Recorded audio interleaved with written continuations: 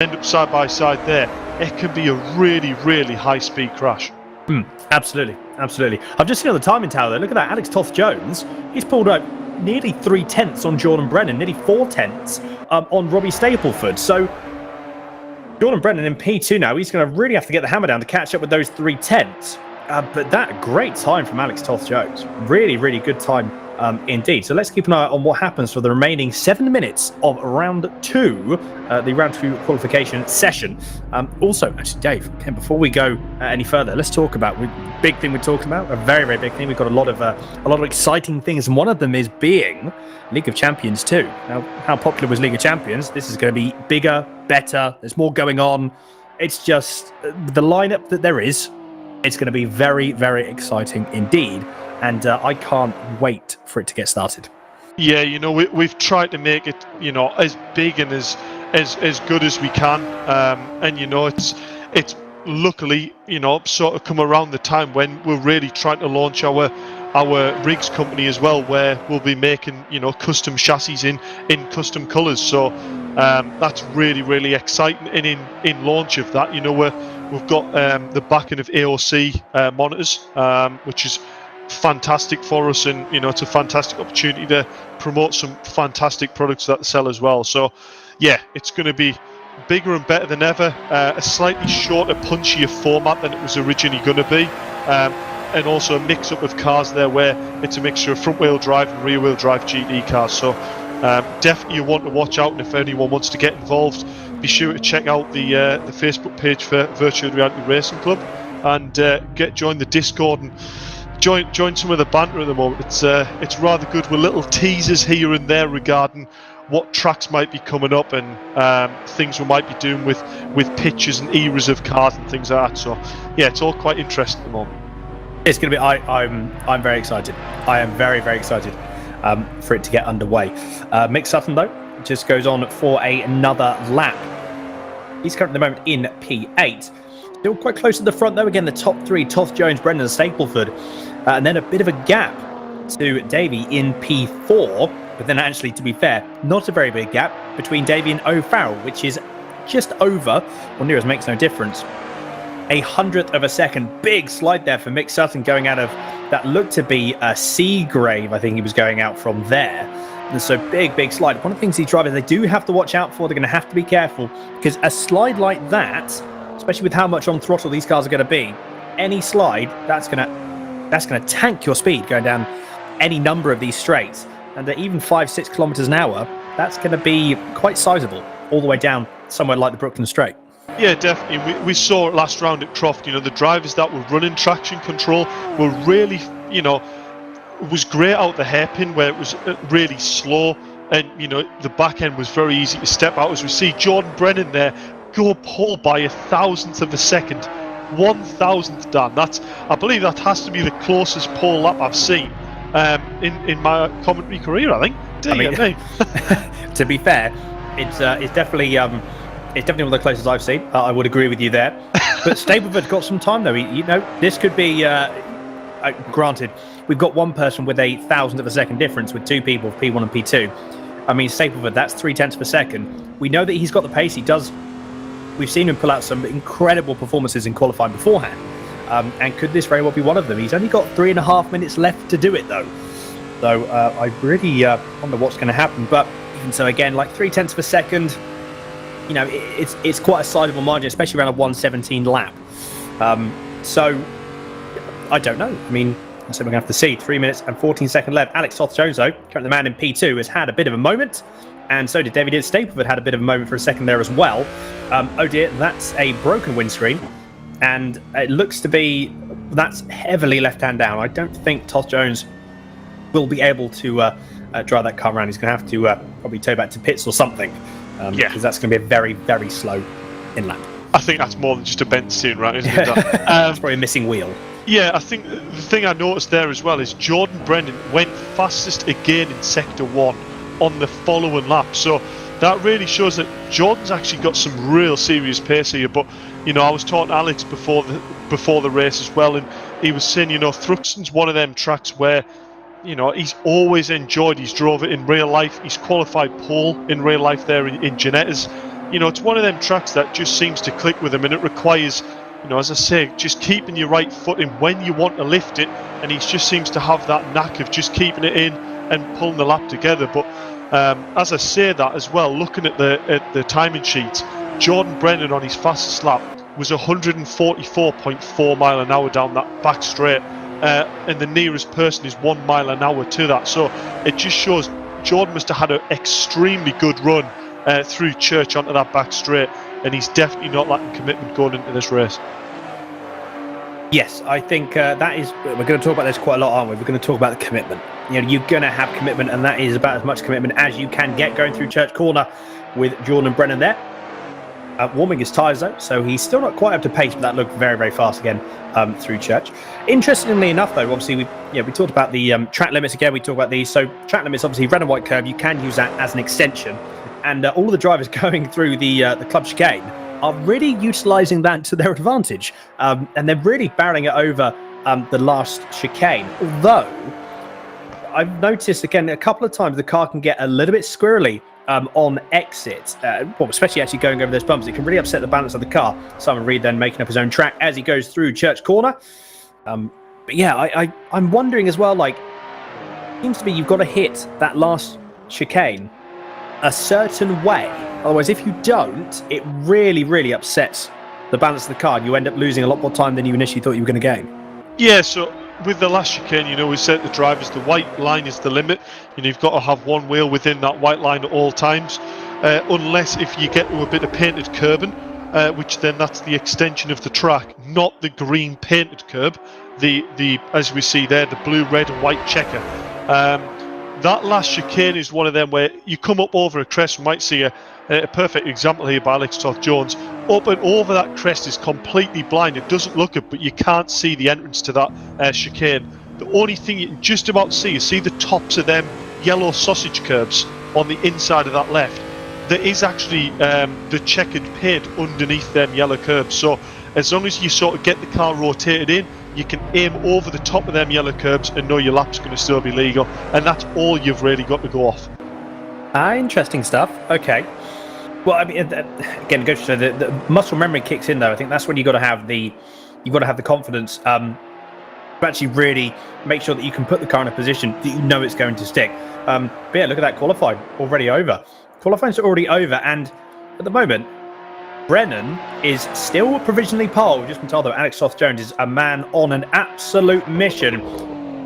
He's already about halfway through the track, so he's got one more. He's going through Goodwood for the last time in qualifying.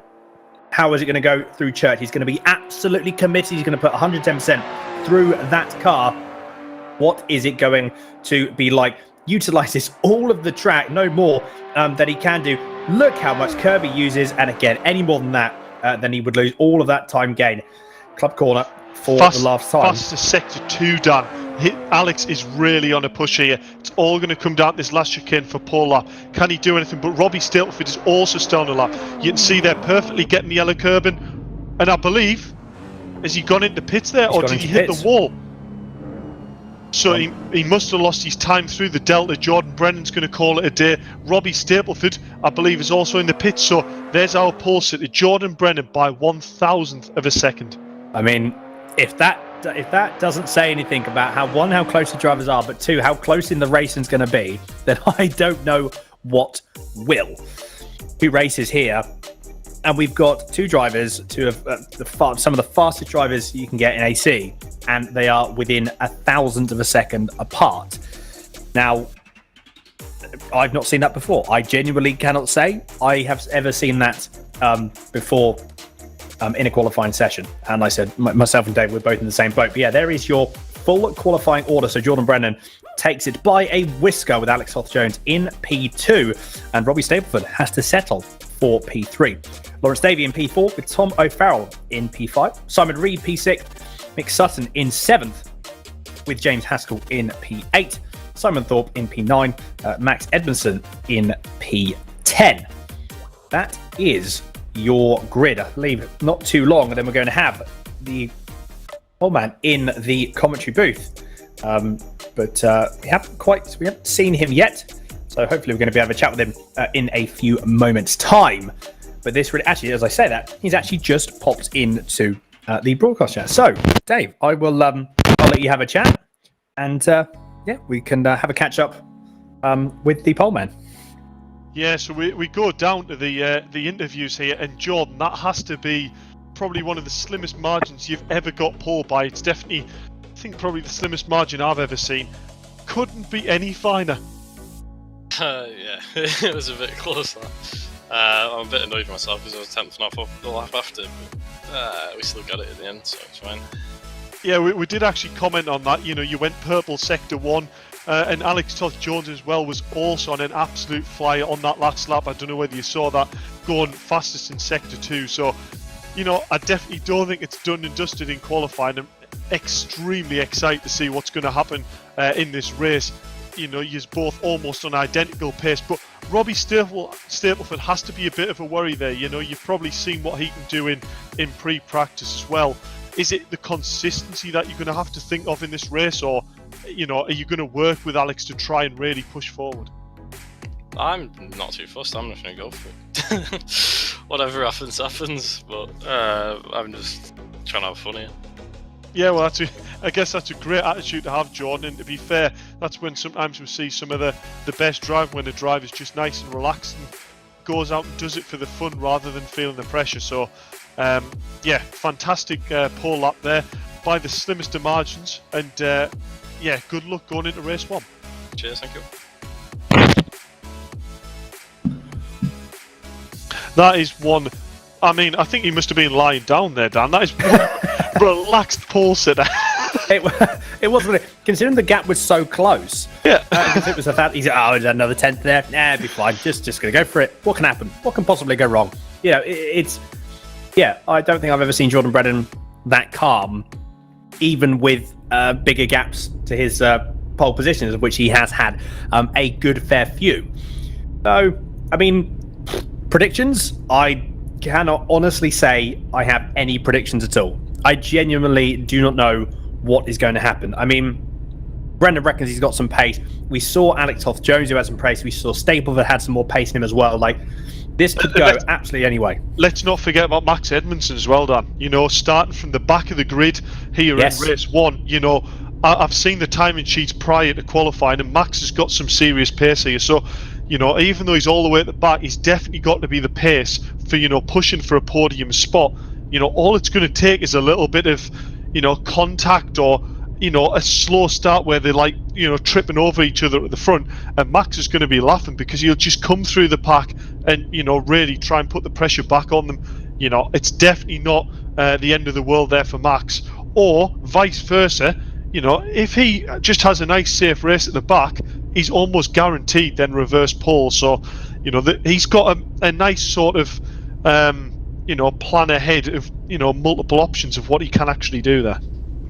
Yeah, I think, yeah, you're right. It's actually, I suppose sometimes as well, like, he doesn't want to be the back, obviously. But yeah, Max Emerson, like I said, he's got some options, isn't he? So, yeah, I mean, it can go absolutely any way. It can really, really go any way. But hopefully we're going to be finding out in a few moments' time what happens at the I'll tell you what race. else, Dan. Just looking at the way the grid's lined up there, look at Robbie Stapleford on that inside line, inside of Alex Toth-Jones. If he doesn't get that corner defended early into the right-hander, wait and see what happens. Exactly. Well, we haven't got too long. The lights are on, ready to go for round 2. Here we go. Who gets the run? It looks to be... That was Jordan Brennan getting an absolutely fantastic run going through. Who is going to be the person? Yeah, it is Brennan.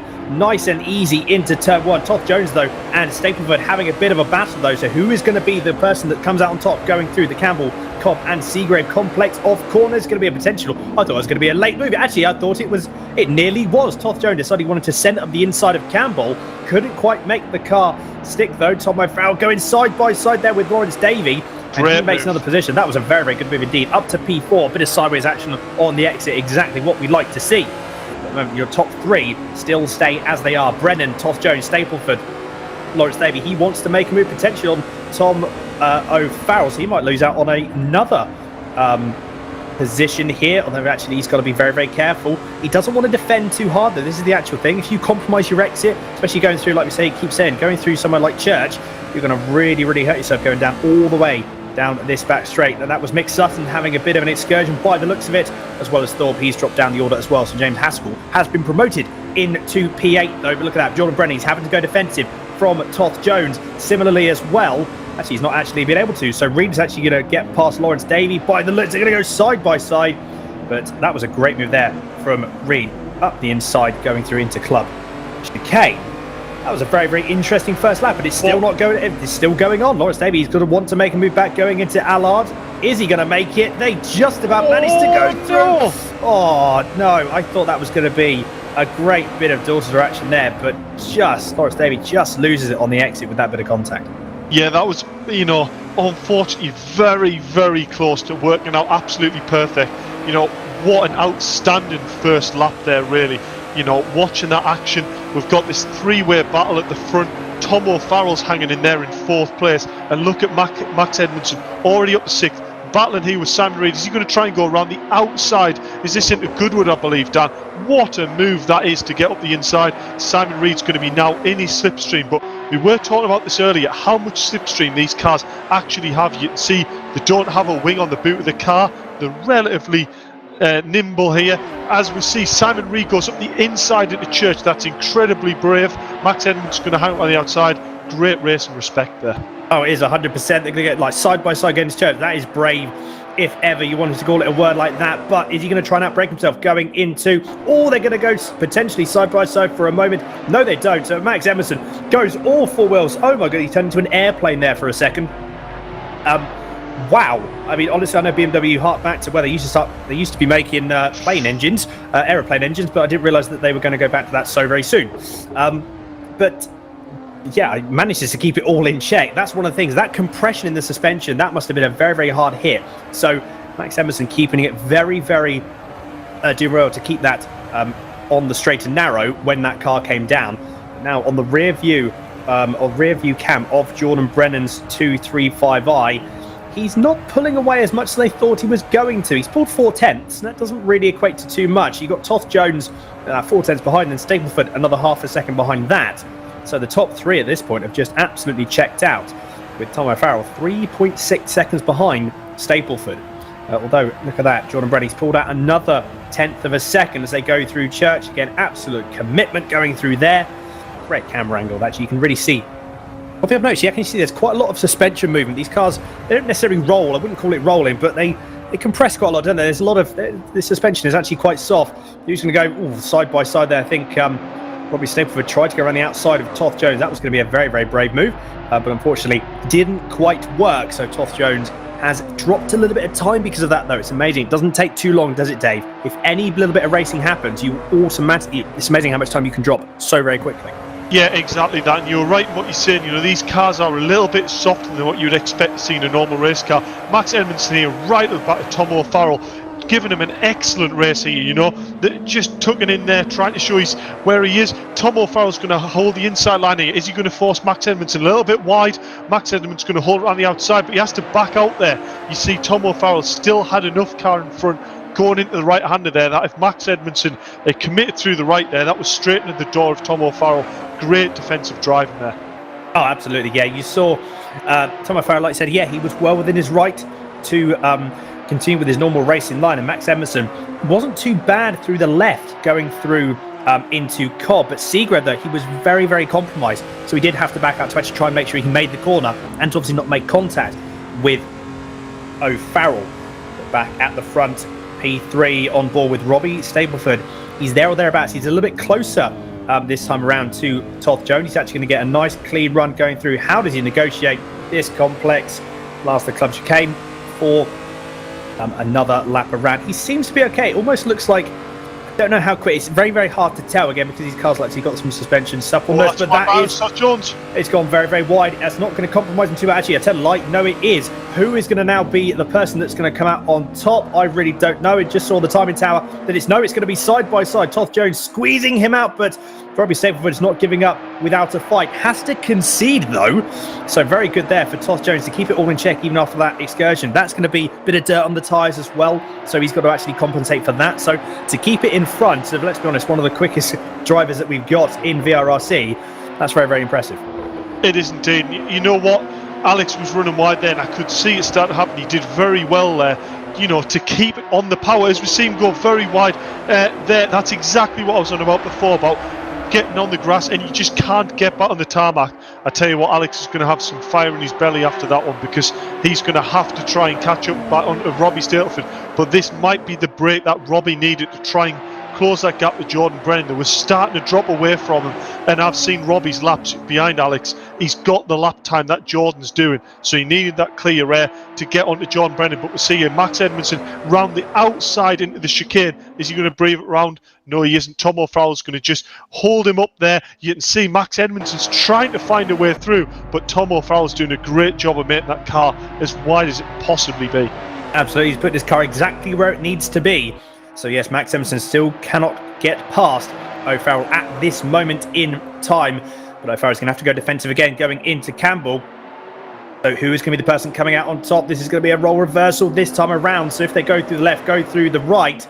So going into Seagrave, this is exactly role reversal. Is Max Edmondson going to do what he did? Well, he doesn't actually need to, because he was already ahead before they were going into Seagrave. So O'Farrell does actually have to now concede the position.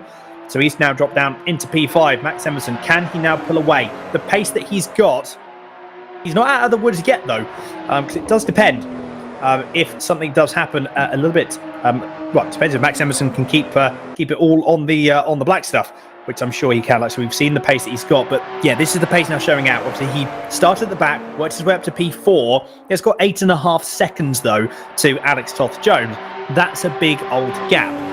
So he just needs to, he's already pulled, what, half a second now from O'Farrell. So if he continues to do this, he is going to be comfortably in 4th position. But again, 12 minutes left. Anything can happen in the remainder of this race. We can, and as we just see there, Robbie Stapleford, the fastest lap of the race, 0.3 of a second faster than what Jordan Brennan's just done. Robbie is the guy on the move here, but actually, as I say that, no, I tell a lie. Robbie Stapleford is still the fastest on track at the moment, with the fastest sector 3 by quite a considerable margin. So Robbie Stapleford is the one to watch. Watch for that gap between him and Jordan Brennan. Alex Toth-Jones needs to go with him, but saying that, there's not going to be that much pressure initially there from Max Edmondson. 8.3 seconds back from that. No, you're right. I don't think they're... Well, again, like, we don't know. There's 11.5 minutes left of this race. I mean, we're not even halfway through yet. It's very, very up in arms though. We still don't really know. But yeah, that gap, 2.1 seconds between Brennan and Stapleford. Is it going to come down? Like, as Dave said, we need to keep an eye on that. Mick Sutton's car, though, has seen better days, unfortunately, but it all looks to be okay. Like, still got some pace in the car. He's about 1.3 seconds behind James Haskell, and I wonder if he's going to be catching him up again. We're going to have to we'll have to keep an eye on that gap as it comes down, or if it comes down, I should say. So that may be a race that develops later on. We'll have to keep an eye out for. Is that Jordan Brennan that's just set a personal best? The game is on. Jordan Brennan's just gone a 10th faster than what Robbie Stapleford did last lap, so he's definitely responded. And Robbie Stapleford actually having a particularly slow lap there, a 1:18 dead, which was half a second slower than Brennan. So Brennan's definitely got a little bit more left in the tank there. He's definitely got the potential over Robbie Stapleford. But as you said, 10 minutes left of this race, and Thruxton's such a fast track. All it takes is to miss your turning point by less than half a car, and you've got to back out so much, loses all that momentum, or you brave it, keep your foot in, run it wide on the grass as we saw with Alex Toth-Jones, and you just always struggle to get that car to rotate further right and get back on that tarmac. That's the thing, it's one mistake, isn't it? It's one mistake can cost you all of that time. You know, that 2.4 seconds, whoa, as I say that, look at that, commentator's curse there, didn't set in too heavy though, because that was just a small little off for Jordan Brennan, so he's still, even though he's got 2.4 seconds in the bag, he knows that he's still got to push. Oh, he's still pushing. Oh, he's still pushing, all right. And I think that proved it there, didn't it? Going out of church, again, running onto the grass. Didn't actually lose any time though, and he's again pulled out. The gap times have stayed about the same. Look at 1:17.566, 1:17.631 for Stapleford versus Brennan, and a 1:17.9 for Toth-Jones as well. So the top three all in the 17s as race pace. Bear in mind they were doing obviously similar lap times in qualifying, so these guys are really on it at the moment. And there is neither of them, I think all three of them, the top three, even though the gaps they're slowly extending. Stapleford has just put another couple of tenths Brennan's just pulled out another couple of tenths on Stapleford. He just cannot afford to let off. It's like you said, if anything happens, then that gap is just going to disappear. Yeah, exactly that. And actually, I'm looking back at that gap between James Haskell there and Mick Sutton. I believe that was up at 1.5 seconds, and Mick Sutton's actually crawled that there back, and it was down to nearly 1 second there, as we see, 1.1 seconds. So there's another battle there that's really starting to develop, and we might see Sutton really start to put some pressure onto the back of James. As Jordan Brennan, yet again, extremely wide through Church. I don't know whether that lap was actually legal. It might have just gone over the edge, but if it was, you can see Jordan Brennan is really pushing this to extend this lead. And to be fair, it's working at the moment. 2.7 seconds is now the gap. So he's pulled out another couple of tenths this lap alone. What is it going to be over the line? You'll see it in the top left. Another 117.5. What's it going to be for Stapleford? A 117.6. Yeah, another 10th out between Brennan and Stapleford. That is the fastest lap of this race at this moment in time. Whoa, Max Emerson. What on 117.2? Max Emerson's just done. So he's actually pulled out 1.5 seconds since we last went on board with him. He's pulled out about 1.5 seconds on Alex Toth-Jones. That is a very, very fast pace. And at the rate that he's catching him, no, he's not going to be able to catch up to Alex Toth-Jones, but it's going to be close. Look at that. I think Simon Reed has just got past Mick Sutton. So Mick Sutton's had a bit of an off somewhere. Not really sure where that was. You just saw on the timing tower that changes. The final corner, we've just been told he just decided that he just went off for whatever reason. Just went, a little bit of a pirouette we didn't talk about. So bit of a 360, but he seems to be all on his way now, going again on the timing tower, as you can see. Robbie Stapleford. So he's the man. Again, 2.2 seconds. He's actually pulled out. I wonder if I think Brennan got held up a little bit with traffic there. So that's really, really helped. Stapleford pulled down about 0.5 of a second from himself to Brennan. But yeah, Max Emerson, Dave, he's just absolutely flying. Yeah, it really is, and it just shows, how much he was struggling behind Tom O'Farrell there in the dirty air. As soon as he's got out, what this guy could have done in qualifying, maybe, what ifs. That lap time is, stunningly fast. I'm sure the drivers will be definitely trying to see what he's done there, ready to go into race 2 to try and find any sort of advantage. But yeah, Max is definitely the one to watch for this race 2, isn't he? Oh, 100%. Yes, he absolutely is. And obviously, with the reverse grid, he's going to be in front of all the people. He's going to be in front of Toth-Jones, he's going to be in front of Stapleford, and he's going to be in front of Brennan, who, more importantly, has already started to pull that gap out again on Stapleford. It's now 2.3 seconds. So Robbie Stapleford, though, last lap at 1:17.3. Jordan Brennan last lap at 1:17.7. And Alex Toth-Jones actually just set the fastest second set to Robbie Stapleford, getting very wide there. These drivers are all pushing extremely hard now. I tell you what, since Max Edmondson's put that time in, I think all the drivers are thinking, well, we need to find a bit extra time in here. Well, I think they're going to have to, aren't they? Because of the rate, like I said, with race 2, with that reverse grid, yeah, they absolutely need to. I wouldn't like to be that cameraman, though, going on the exit of Church Bend. So Alex Toth-Jones, yeah, look at that in P3. He's running on his own at the moment, so he's got a bit of a gap now between himself. He's got about, what's that, 2 seconds? Actually, 4 seconds now it's gone up to. Apologies, he's got 6.9 seconds, 6.8 seconds. So he's running his own race at the moment. It's actually dropped down to 6.5. So, like I said, it's not going to be enough, I don't think, for Emerson to catch up. But it just goes to show that he is just... Max Emerson's got some incredible pace. And, to come up to P4, and... like I said, he's not holding up now. He's got a pretty comfortable position. He's about 11 seconds ahead of O'Farrell, and he's got 6.5 seconds in the bag from Toth-Jones. But whoa, that was a big moment from Toth-Jones there. If he keeps doing that, that's not going to help his situation at all.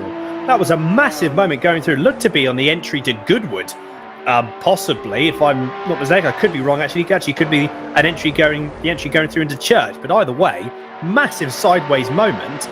And actually, Dave, it's an interesting one. If something like that happens, what do you normally do in this situation? I mean, to be fair, with these cars, obviously we both driven rear-wheel drive quite a lot. Is it normally the same with these cars? You've just got to sort of ride that slide and just let it out, and you've got to let the car almost do its thing and just let the slide happen and pick it up at a period of time where the car starts to naturally. Is that Robbie Stapleford? That's Robbie Stapleford with the spin out of the last chicane. Alex Toth-Jones up into second place. So this is what I was going to touch upon earlier, Dan. we'll just change the subject here a little bit first while that's just happened. When I was saying about that chicane and them yellow sort of sausage curbs on the inside, it can be that reference point. You've got to think hitting them sausage curbs really bounces the car. So I believe what's probably happened there is Robbie's really committed to the inside line there, thrown it over the sausage curb, and just hasn't managed to catch the back end on the bounce going onto that main straight. Alex Toth-Jones there has found himself up into second place by just keeping on track. Well, exactly, but his car has definitely seen better days also as well. Max Emerson, he's just seen that all happen in front of him. He hasn't seen it happen, but he saw the timing tower probably absolutely fly down. He saw Robbie Stapleford lose a position. He knows he's got probably a lot of damage, and the gap has already come down another 0.2 of a second. So 3 minutes and 14 seconds left to go. Robbie Stapleford has definitely not made it easy for himself to hold this last position. It's come down another couple of tenths, and it's flying down, going down the Brooklyn Straight. Because again, at the moment, Stapleford's car is probably a good maybe 10, 12 Ks down on the straight alone. He's going to be losing time through corners, losing time down straights into braking zones. So, yeah, and I think at the moment, he's going to have to do the defensive drive of his life. Although at a track like this, I can't really see how he's going to be able to defend all too much if he hasn't got the straight line speed. Yeah, that is the issue. You can see that bonnet. It's not necessarily the bonnet that's going to be causing the big issue here. It's if the bonnet looks like that, you can imagine what that front splitter is also looking like.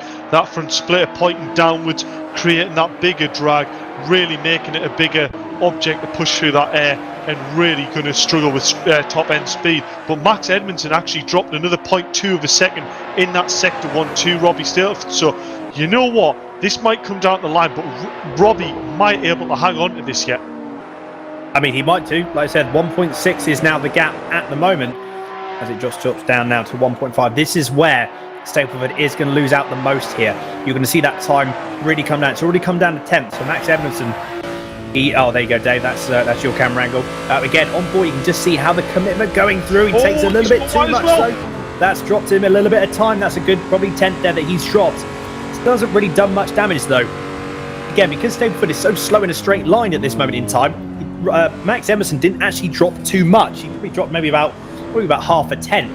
I'll tell you what though, Stapleford, even though he had probably that moment, as you say, Dave, on the exit of that curb, he's not shying away from it, is he? He wants to teach it a lesson, and he wants to make sure that he doesn't lose any of the edge going through. So good to see actually that he's already put that into behind him. He's not afraid to still continue with his normal line. It's a learning curve. It's a costly learning curve, but a learning curve nevertheless. It is indeed. And you know what?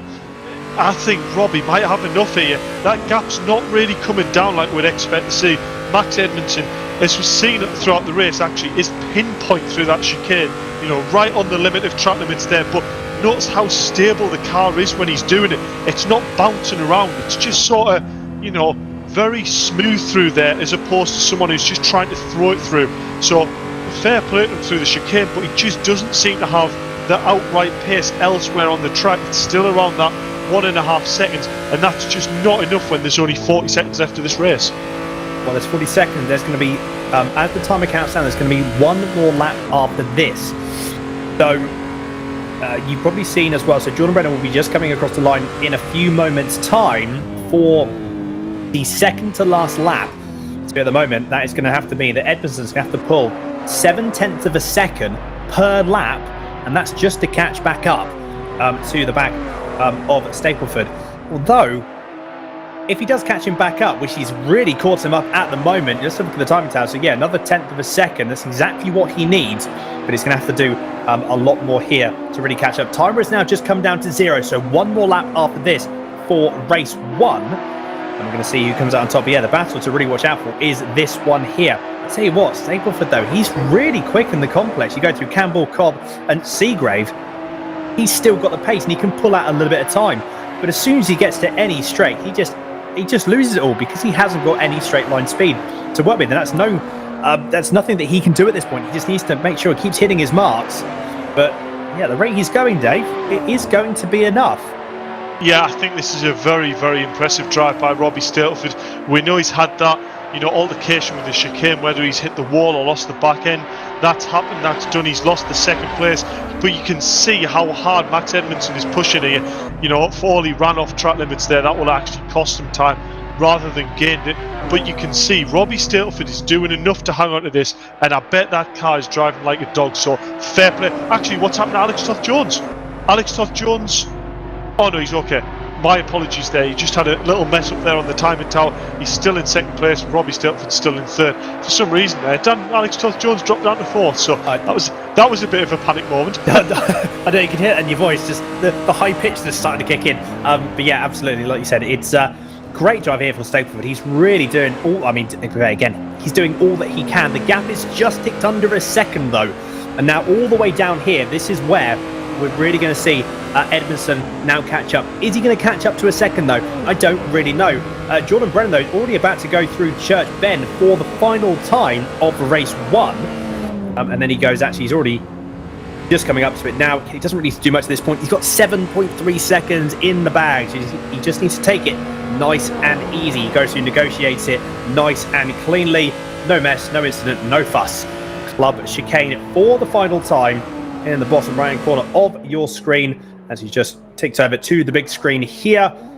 Now is he going to go through club corner? Look at that, nice and easy, no mess, no dramas at all. And there we go. Jordan Brennan takes race 1 victory for the One Make Cup BMW 235i Series here. But all importantly, who is going to be Alex Toth-Jones comes across the line in P2. And yes, Stapleford and Edmondson. For all that happened, I mean, considering that was a very, very damaged car, not too bad and very, very impressive from Robbie Stapleford to keep a very, very quick Max Edmondson just under a second behind. Yeah, and, very, very impressive drive there by Robbie Stapleford.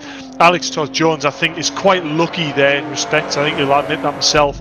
You know, made quite a big error going through Goodwood, running it wide on the grass, which left the door wide open there for Robbie Stapleford.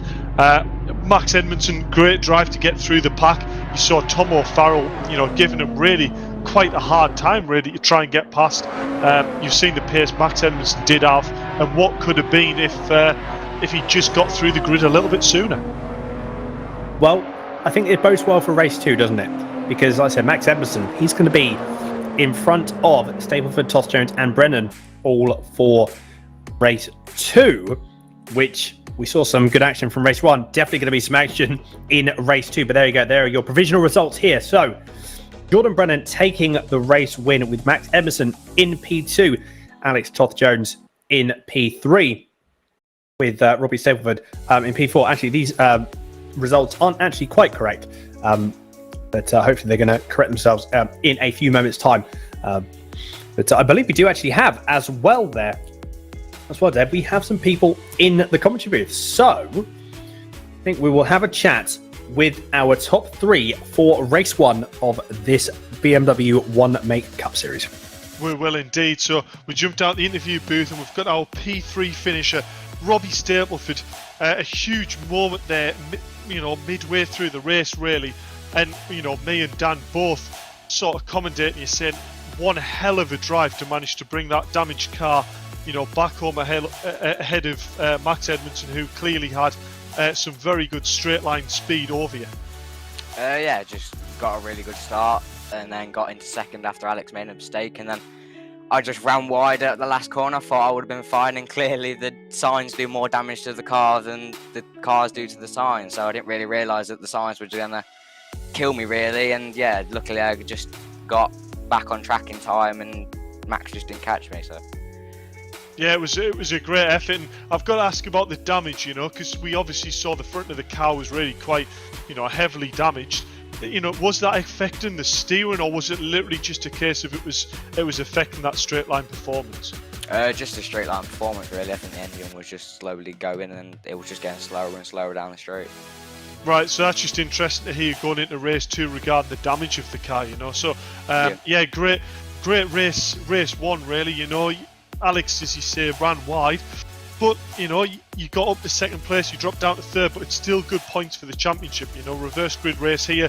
Jordan Brennan starts behind you, so I'll let you get your head down and focus ready for race 2, mate.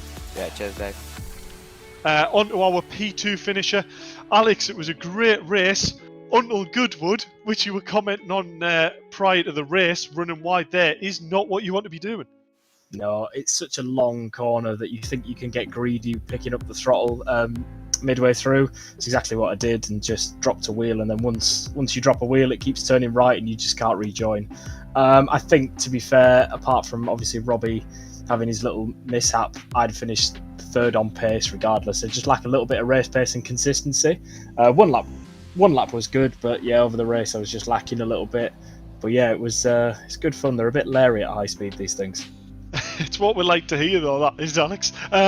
We were talking to you prior to the race as well. And, you do like Thruxton. It's one of the tracks that you go well in real life. Do you reckon that sort of knowledge is going to help you going into this race regarding trying to get through the pack and maybe knowing a little bit better where the overtaking spots are on this track? I think this is one of the closest looking circuits on a sim to real life. It drives quite similar as well. The curves react very similar. So in that sense, yeah, I quite like this track in real life. I've had my only pole position on this track, but yeah, I think it's going to be good with the reverse grid. Obviously, there's going to be a bit of pressure from behind, but yeah, anything can happen. Well, I'll let you get your head down, Alex, and good luck going into race 2. We've got a race 1 winner. You put it on pole and, really calculated race there, John, but you definitely weren't relaxing there. There was a few moments that, we were both holding our breath, running a little bit wide on the grass. You were definitely pushing the whole way through that.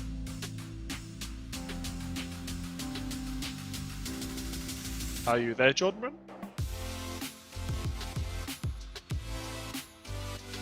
So unfortunately, it looks like we don't have Jordan Brennan. Hopefully it'll be good luck going into the race. I believe we do. Is he there? There we go. Through the crackle. I don't know whether you heard what I said, but I was basically touching upon the fact, it was a relatively calculated race, but you were definitely still pushing there with a few leery moments. Yeah, I can see Robbie catching me, and I knew I had to carry on pushing then, but I had the tyre pressure slightly wrong for that, and yeah, it didn't make that. It didn't make church very easy. But yeah, it was a pretty decent race, to be fair. I crossed the line with 0.1 laps of fuel left, so it was very close. I had to do a lot of courses on that last lap. Well, I'll let you get your head down because I see there's only 40 seconds left to go, but well done in race 1 and good luck in race 2, John. Cheers, thanks. Well, race 2, reverse grid. I said we saw some action at race 1, Dave. We're definitely going to see some action in race 2. We are indeed. I'm really looking forward to seeing what can happen here from a reverse grid, seeing the potential of what Max Edmondson's maybe got with that advantage of starting ahead of them faster drivers that were in race 1, the slightly slower drivers in front. This is a chance where he can maybe crawl a few of them points back that he needs for that championship battle. Exactly, yeah, but he needs to make sure he capitalises on it. He needs to make sure he gets a good start, and at least see if he can get through a couple of the drivers in front relatively quickly. We're going to find out how that pans out now. The lights are on. When are they going to go out? Who is going to get the jump? Let's find out. Away we go for race 2, and it seems to be a pretty even start all throughout the field. Bottom right corner of your screen is a Jordan Brennan onboard camera, who is going to be going through a bit of contact there already. That could have been potentially, just have a look, couldn't quite see who that was. Could have been Reed potentially. A bit of contact there, someone very, very sideways, and a massive accident going through there. There's cars off absolutely everywhere. There's a bit of Tokyo drift as well. It's all really kicking off now. May not be a safety car. There's only a couple of people involved by the looks.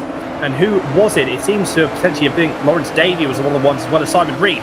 And then side by side, look at Edmondson. He's already going through. He's already in P2. And they're going to go side by side. What is going to happen here? Jordan Brennan's going to try and have a look up the inside. They're going to go 3 wide going through into Noble and out into Goodwood. This is very, very good stuff indeed. So Mick Sutton trying to hold off in P4 as much as he can. But he's going to lose out to one position because Toth Jones is going to come through. And Brennan is potentially not going to be too far behind. As Toth Jones goes up, I thought he was going to make a move going through into P2. Matt Emerson's already on the first because that is O'Farrell. He's gone wide going out of Church. It's really kicked off already. So Edmondson, in the space of about 3/4 of a lap, is already up into first place. And I think that goes to show, look at Toth Jones. He wants the position. He wants to get past Mick Sutton as soon as he can. He's going to try and go around the outside. What a move going through Club Chicane. That was good. And unfortunately, Mick Sutton, he's had a small off. Bit of half spin into the barrier, so that dropped him down all the way, unfortunately, to P8, doing so very well. But oh my goodness, Robbie Stapleford, and Max Edmondson, these guys are really, they're not holding up at all, are they? They want these, they're fighting as much as they can. Yeah, Max Edmondson, like I said, we saw he had good pace at the start there, Dave, of race 1. We saw he had good pace at the end of race 1, and it's really shone through already at the start of this race. It is indeed, but you've got to remember, Robbie Stapleford's holding his own there with Max Edmondson, and Robbie did have damage, so this is going to be one hell of a battle, I'm sure. There's no love lost between these drivers. They had it coming together at Croft. Max has paid the penalty for that, but now it's all fair game. Max is in front, Robbie's behind. You know what? This is going to get a bit naughty, I think, Dan. But you know what? I'm looking forward. Alex Toth-Jones is already up in the 3rd. Jordan Brennan's managed to get through into 4th place there. Unfortunate there for Mick Sutton. Just seemed to lose the back end on one of them sausage curbs, and there wasn't a great deal he could do about it. And I believe is that Tom O'Farrell that's all the way dropped off the back by going off at Church. As Robbie Stapleford's going to throw it up the inside going at the last chicane. Is Max Edmondson going to give him the room? He's going to go side by side. He's going to force Robbie a little bit wide. That's going to get close to the wall. Robbie Stapleford's through. Is he going to have the run here? Max Edmondson, will he look at the inside line here going into turn 1? I tell you what, Dan, I was right on the edge of my seat there. I know it's going to be, isn't it? I think we're all going to be on the edge of our seat for the next 17 minutes because this two-way battle for the race lead has now become a four-way battle for the race lead. Look at that, Edmondson's going to go up the inside, potentially going through into Campbell Corner, then going through Cobb, and then straight back to the right-hander of Seagrave. Look at that, Stapleford still manages to hold on, so he's back up into pole position. He's in now into first place. He's got to try and pull away though, because Toth-Jones is going to want to look to get past Max Edmondson sooner rather than later. He's got a bit of damage though on the front of his car, bit sideways there on the exit of Noble, and that could be caused, again, to look to be maybe a little bit too much curve, and that just upset the balance of the car a little bit. So he's going to be losing some straight line speed. And then Jordan Brennan, look at that, 7 tenths behind.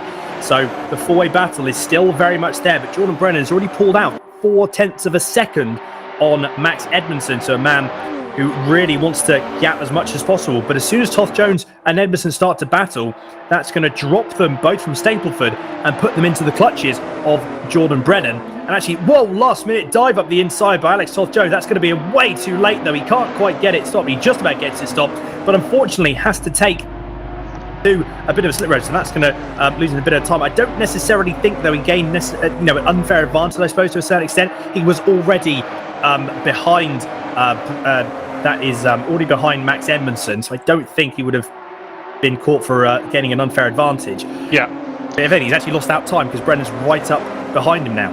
Yeah, I would agree. Alex there, I actually thought it looked like Max Edmondson let Alex Toth-Jones through, but it was just how late Alex Toth-Jones tried to brake, made it look like he just let him through. Yeah, sure enough, Alex overshot it, cut the chicane, but make sure he braked to make sure he didn't get the advantage. I'm noticing quite a lot of drivers taking that inside line there over that curb, and I'm trying to decide whether that's actually working for them or where it's actually giving them such a bounce that it's not really making any difference whether they cut it or not. It seems very aggressive on the car. I notice Robbie Stapleford isn't doing it and yet still pulling away, so a very interesting battle here.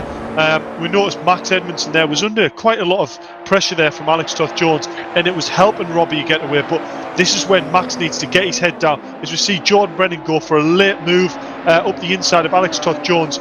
This is where Alex will be smart. He goes, Jordan's got a little bit more pace than me, let's tuck in behind him, let's go forward, and there's a good chance we might be able to get Max Edmondson. As I say that though, Jordan Brennan goes defensive, Alex Toth-Jones is going to try and get the inside cut back. That's incredibly tight. There's contact. Jordan Brennan's been spun out there by Max Edmondson. Can Jordan get this car back going and get back up to that 4th place that he needs to be in? Oh, that was not what we want to see there. Alex was just pushing on him, leaning on that back end, and at that point, Jordan Brennan was just getting turned and turned. It's not what we like to see, but it is racing. That gave Max Edmondson that little bit of a gap there.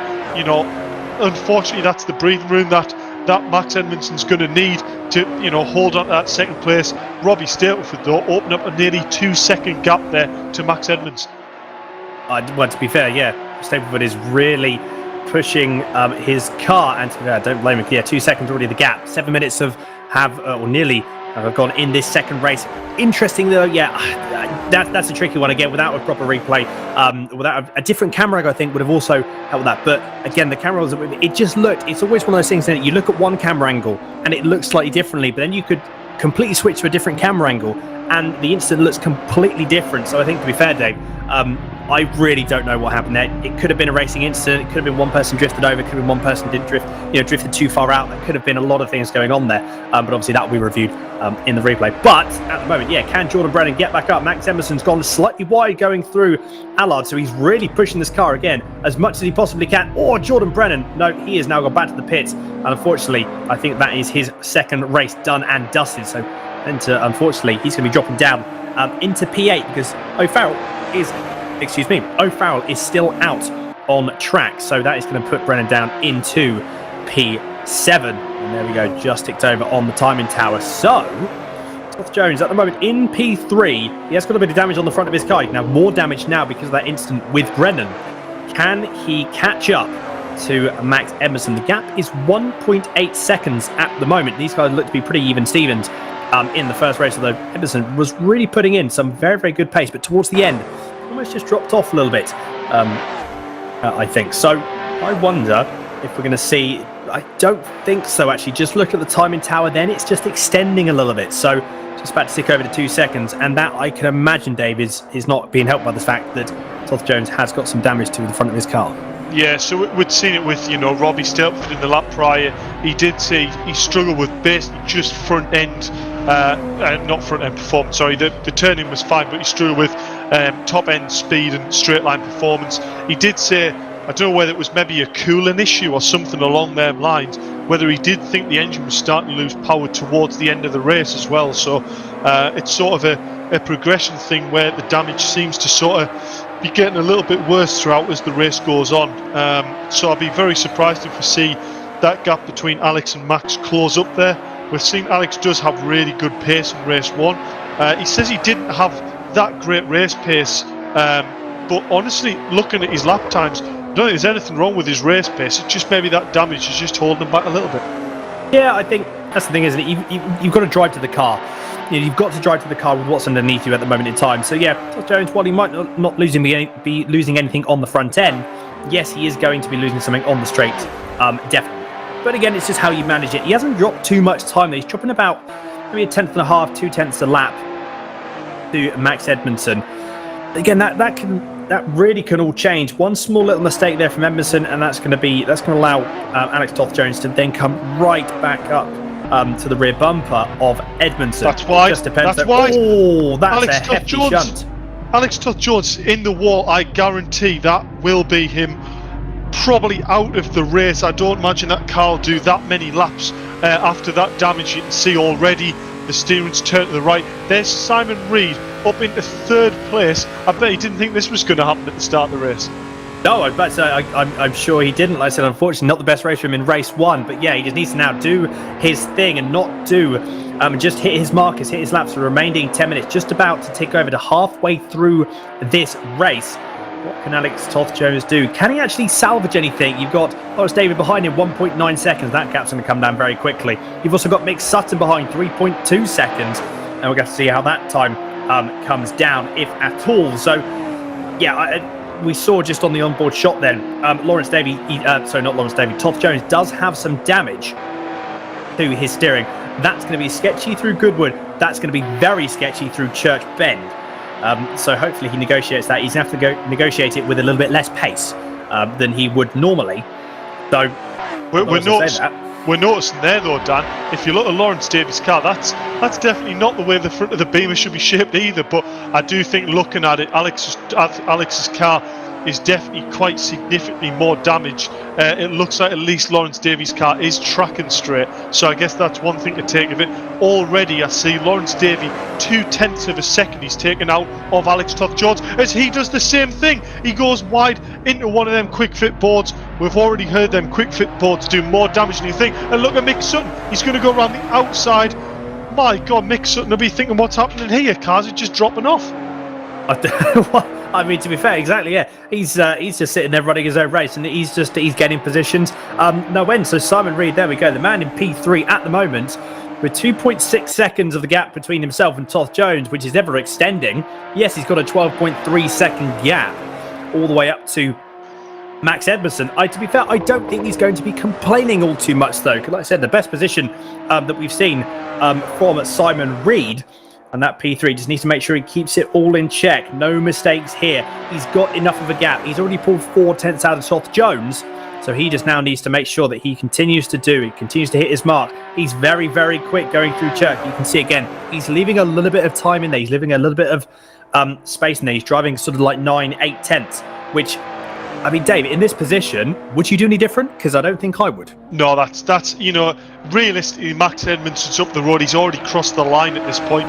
He knows how far Max is ahead. He'll be thinking 3rd place. Best finish he's ever had as yet, I believe. We might, touch and wood here. I don't want to give him a commentator's curse. We might be speaking to him after the race regarding that. His first podium finish. Alex Toth Jones is dropping back slightly, and I'm looking at the timing sheets, and he's lapping about half a second faster than Alex Toth Jones here. So just needs to keep that pace he's on, nice and smooth. Don't push the car too hard. Drive within himself, and hopefully the results will just start to pull themselves in. Well, let's hope so. I said 7 minutes remaining of race 2. And then we're going to see who we're going to be speaking to from the top 3. And Toth Jones, he is just dropping pace. He can't do much at the moment. I wonder what Mick Sutton is going to do, because Mick Sutton, he's got 8.3 seconds between himself and Alex Toth Jones. I wonder, 7 minutes, that's a lot. 7 minutes remaining. That's not really a lot of time to pull 8 seconds, but it depends how quick Toth Jones is with the damage that he's got. He still might be enough off pace that potentially, Mick Sutton, if he again hits his marks and really gets the hammer down, he might catch up in a potentially a position to fight. We really don't know. It depends on the extent of the damage that we're going to see through Toth Jones. But he is still, like you said, you can see there, he is dropping to about another second and a second or so from the back of Reed. Max Edmondson, though, in P2. Again, a bit of a lonely race for him this time out. He had good fun. He had good fun last time working through the field and making some very, very good moves. But at the moment, he is just running his own rate. He's got a 15-second gap, and he's losing a little bit of time. Not too much, though. It's sort of plateaued out a little bit. I wonder, again, is Robbie Stapleford just sort of maintaining pace? Or he's managing the pace, and he's managing the gap between himself and Edmondson. Be interesting to see, and we know the pace that Robbie has, and I have a feeling this is going to be, he's not really pushing, again, as hard as he would have been in the first race, I don't think. No, I agree with you there, Dan. I'm just looking, though, the amount of cars that we've got sat in the pits that sustain, either terminal damage or, drivers that have decided it's the end of the day for them, too much damage or, just not feeling the track. Look at the drivers that's still on track. It's, half the grid is gone from the race. It just shows how brutal sort of this track's actually been. It's that quick. Any sort of mistake can be amplified with the amount of speed that this track carries. So, no runoff, high speed, a fair Larry car, as we heard from what Alex Toth Jones said. Seems to be a recipe for, if you just keep on the black stuff, drive within yourself. It's a recipe for quite a good result, as we're seeing here from Simon Reed and Mick Sutton. Yeah, absolutely. It's consistency, isn't it? Even in a sprint race, you've got to have some level of, and to be fair, obviously, the mistakes we saw from like Jordan Brennan, and they're very, very few and far between. Let's make no mistake about that. But again, you've really got to consider, again, in these situations, even in sprint racing, you've got to be conservative. You've got to drive to, the car. You've got to drive to the conditions, and you've almost a while, I think, got to pick and choose. I've been in the situation many, many times, more times than I care to mention, about driving the car too hard in certain scenarios where I thought there is absolutely no point, and reflecting on it, I really shouldn't have done. So, as I said, Simon, the person, Simon Reed, he really just needs to just hit his mark. That's all he needs to do. Drive well within the boundaries of what he is actually capable of in pace. Because at the same time, there's no point trying to do your absolute fastest lap when that Edmondson is on that pace anyway, and you're also pulling away from Toth Jones, in this example, behind. So, a level head is very, very key here, even in sprint racing. Obviously, more so in endurance racing. But I think that. So I suppose equates as well. Then you'll probably agree with me on this. Is when to battle someone, when not to. We've heard it a couple of times. We've spoken about it in previous rounds and previous series. That there is a time and a place to battle, and there's also a time and place to let another faster car by. And as you say, try and just sort of tag along with them, really, and just try and let them pull you along up to whoever's faster, or to not lose any positions to someone that's behind you. Yeah, exactly that. And you know what? This is probably one of the things that makes it slightly more difficult.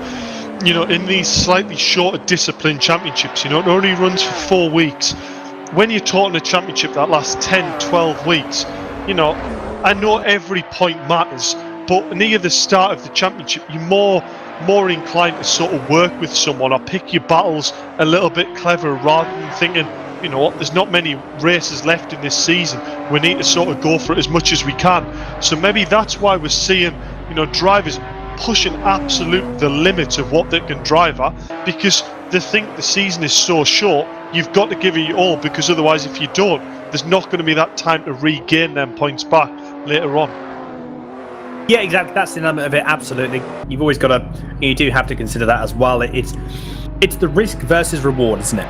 I think that's the biggest thing. You've always got to weigh it up, and that ever changes. That changes race by race. That changes round by round. That also even changes, lap by lap in certain circumstances. But unfortunately, we've just seen as well, Lawrence Davey has DNF'd. I wonder why that's happened. I wonder, because we did see his car potentially with a bit more damage. I've just been told as well that he did unfortunately have a crash off camera, so that was a race-ending incident for him. So Dave, another one bites the dust. But as we say that, don't know what Tom O'Farrell's carrying in the boot of his car, but he can't shut it properly. Yeah, I think looking at the way it's driving, Tom O'Farrell's car is also not far off putting him behind the door and closing the door on it. I mean, look at the amount of steering lock that he's having to put in even to get around church. And bear in mind, look at the steering rack. The car wants to turn right, never mind going left. So, I mean, yeah, Tom O'Farrell's doing well to bring this home in 6th place at the moment. Mick Sutton in 5th. Just quite happily plodding along here for a great result.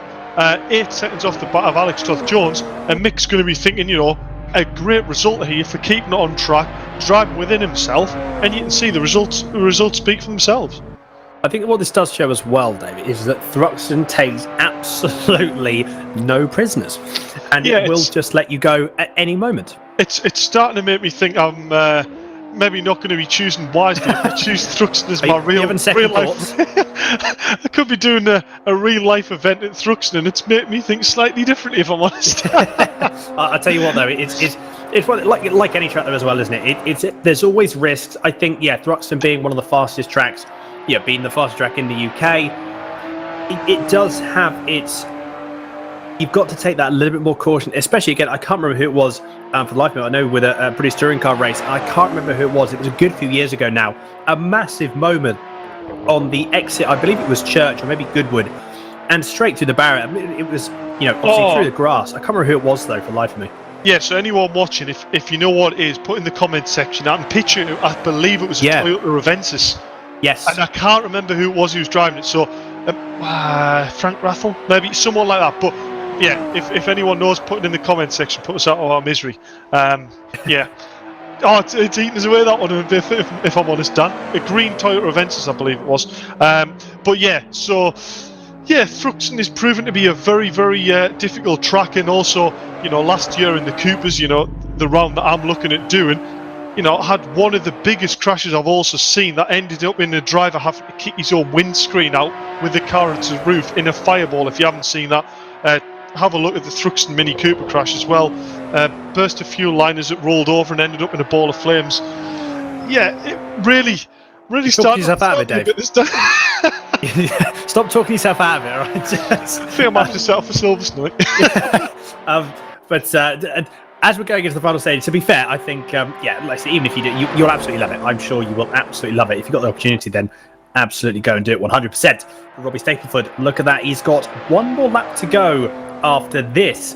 And then that is him. He's got 4.5 seconds on Max Edmondson. A massive, massive gap. And all he needs to do is just hit his markers for one more lap. We're seeing go to P3. Simon Reed having swapping places with Alex Toth-Jones. So I don't know what's happened there, but actually Alex Toth-Jones is starting to lose off the back of Simon Reed. So that'd be really interesting if Simon Reed can bring this home in 3rd place. What the world happened there? I believe Alex Toth-Jones was over 6-7 seconds back. So something really quite drastic happened there with Simon Reed and nearly threw it away on his last lap.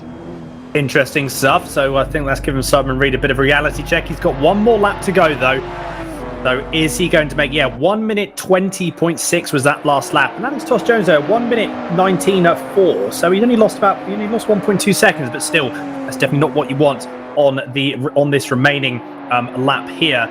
So he just needs to make sure he still hits his marks. 2.3 seconds is now the gap. Again, I can't really see Alex Toth-Jones. He hasn't normally had the pace. He hasn't had the pace since his accident going through. But again, I won't say too much. Anything can happen. We'll have to wait until everyone crosses the line before I say anything. But Robbie Stapleford already going down Brooklyn Straight, going through the club one last time. I must point out, Dan, he's just set his fastest first sector as well. Wow. Fair play. I mean, you can't argue with that, can you? But look at that. Robbie Stapleford going out in club chicane for the last time. And there we go. He takes race 2 victory. I'm sure you can see there in his driving. He's very, very happy indeed. And I do not blame him. Max Eberson comes home in P2 with Simon Reed. He's gone through Church corner for the final time. Yeah, going down the Brooklands straight. 2.4 seconds behind Alex Toth-Jones, negotiating the final chicane for one last time. Can he do it? He needs to make sure it goes nice. And you can see it in the car. He's nice and stable. He's nice and controlled. Look at that. Very, very slow indeed. And do I blame him? No, I do not. Look at that summary. The best position we've seen him in. Best finishing position in P3. I bet he didn't expect that in the slightest. And Alex Toth-Jones coming home in P4. Mick Sutton comes home. Again, a great result from him. I'm sure he didn't expect that either in P5. And then Tom O'Farrell comes home across the line in P6. And that is your entire finishing order. Everyone else, though, unfortunately, had to retire. DNF back in the pits. So a bit unfortunate for a lot of drivers there. It goes to show, staying on the track gets you positions. Yeah, what a dramatic race that was. And if that was in real life, what an expensive race that was for the BMW paddock. Yeah, phenomenal racing. Great action in both race 1 and 2. And what a fantastic... that outlap in race 2, we had cars 3 abreast doing 120 mile an hour through Church, cars keeping it on the track. It was actually when the drivers got separated and they were pushing themselves, was when they were becoming a culprit. To go side by side round this track takes real good driving standards, and it was great to see, and it's provided some fantastic racing tonight, Dan. Oh, it has indeed. It absolutely has. Like I said, we the smaller grids on this race, it definitely has not proven that we're going to get any less racing, because there has been some really, really good racing indeed. Hopefully not too long though, and then we're going to be able to chat with our top 3. And to be fair, I'm sure that Simon Reed is going to be excited to be able to chat with you, Dave. Like I said, for the first time, I believe, in his look at the accident at the start though. Interesting to see. It just looked like Toth-Jones just got a little bit. That wasn't Toth-Jones actually. I can't remember who that was in the sister car.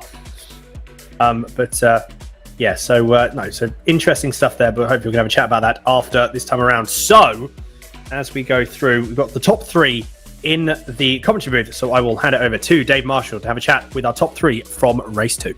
Yes. Well, let's see what he makes of it. If Simon Reed is there. I believe, is this your first time you finished on the podium in a VRRC championship? Yeah, it is. That's 2 seasons in the mini challenge, and now this is my first podium, and wow, it feels great. Well, it's very well deserved, and I've got to ask, Alex Toth-Jones had a little nibble there, a lap from the end, and we didn't actually see how you lost your time. Was it an excursion off track there, or something along them lines that let him catch back up there? Well, no, I was just being overly cautious in the last chicane. I'm just thinking, don't mess this up. Keep it on the track. Don't put it in the barrier. And I just went too slow through the chicane, but it was enough to get across the line in front of him. Well, honestly, Simon, I'm absolutely over the moon for you, and it really just does show. There was a lot of drivers who had DNFs there. I think you'll agree yourself, it's a track that really does punish any sort of lapse in concentration. The speed that you have to carry. You're turning half a car late and you can pay the price, but you kept it on track, you kept the consistency there, and you brought it home in P3. Absolutely, yeah. It's a tricky track, and yeah, it can bite you hard. But yeah, my focus was on just keep it tidy, keep it on the track, and some other people had a bit of bad luck, and I managed to make the most of it. Well, first time on the podium, but definitely, hopefully not the last in it. If that improvement in the progression shown tonight, isn't something to be said for future races you're in, Simon, fair play for a P3, and hopefully speak to you again in the future. Yeah, excellent. I hope to keep it coming. Thank you very much. Spot on, Simon. We'll go to our P2 finisher. Maybe not the position you want to be in, getting through the pack, as quickly as you did. Found yourself in P2 behind Robbie Stapleford, but it was one hell of a battle, wasn't it, Matt? Just obviously had a clean start, and I was hoping Robbie would have got held up by some of the drivers, but he got straight past them, and then obviously I tried to defend because I knew he was faster, but he got past me and just gapped me, so yeah. Yeah, I mean, I've already commented on the amount of people fallen by the way, and there was a moment in that race where I actually thought you let Alex Toth-Jones past going into chicane, and it was just how late he tried to brake to go around you, ended up cutting it, but didn't gain an advantage. You must have thought, blinking at Alex really wants this P2.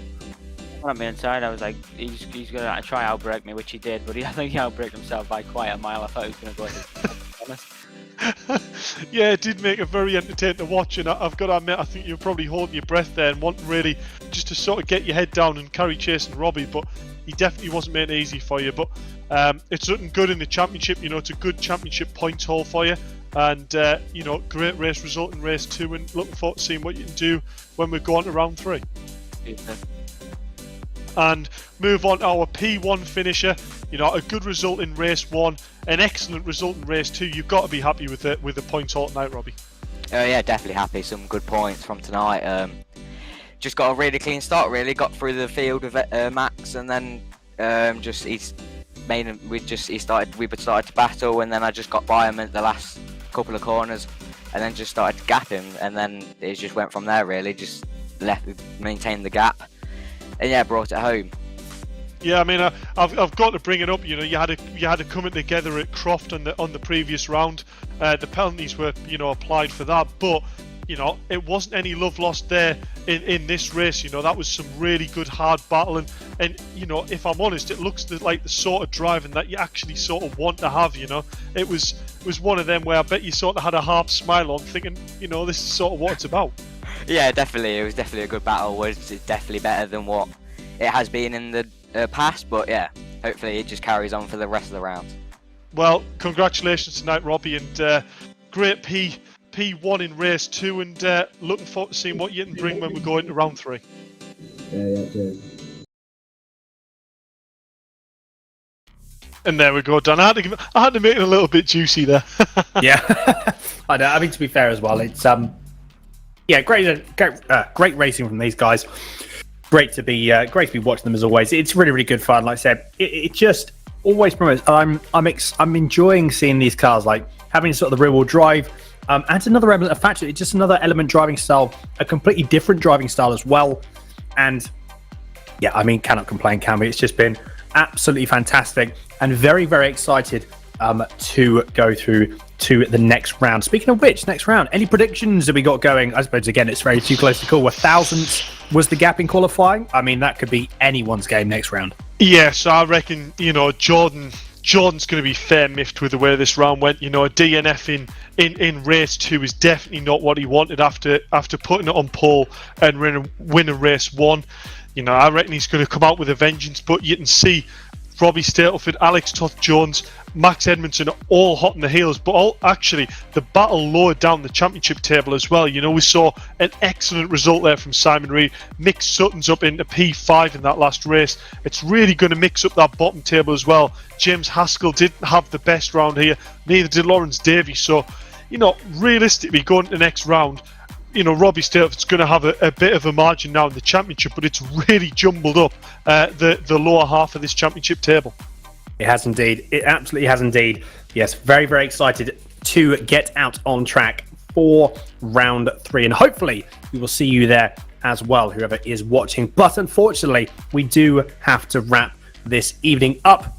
Thank you all so much for watching. As always, it's been an absolute pleasure having you on the stream.